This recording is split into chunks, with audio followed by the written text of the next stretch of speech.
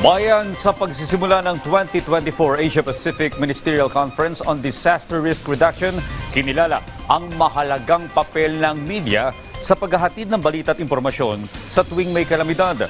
Si Benji Durango sa detalye. The media is a vital partner on this resilience journey.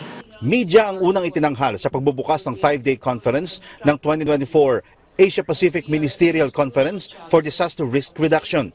Si DNR Secretary Maria Antonia Yulo Loizaga ang nagbukas ng programa. Kinilala niya malaking bahagi ng ginagampanan ng media sa disaster risk reduction.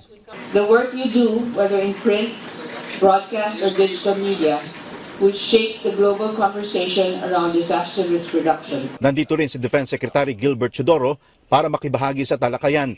Inanyayahan niya ang media na tumutok sa mga pagtalakay. I encourage our media partners to pay special attention to the discussions in the conference, and their coverage will ensure our resonance of the messages and the key points that we agree upon.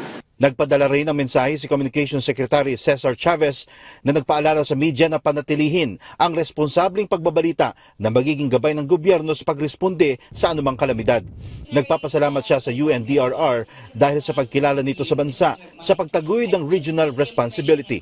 Nasa 39 na bansa ang bahagi ng member states ng UNDRR, pero sa Asia Pacific, tinawag ang Pilipinas na Watchtower pagdating sa disaster risk reduction. Sa pagpapatuloy na programa bukas, isa sa mga sentro ng talakayan ang kalagayan ng mga kababaihan tuwing may kalamidad. Napapanahon na raw na harapin ang gender equality sa mga disaster-prone areas dahil sa sakripisyong kanilang kinakaharap sa tuwing may sakuna. Dahil inaasahan na pagdagsa ng mga bisita mula sa iba't ibang member states, 4,800 na mga pulis ang pinakalat ng PNP para sa seguridad ng mga delegado sa buong lungsod ng Maynila at Pasay.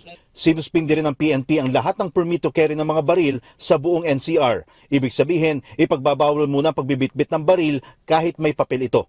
Nagsimula ito hating gabi at matatapos sa hating gabi rin ng October 18. Benji Durango para sa Pambansang TV sa Bagong Pilipinas.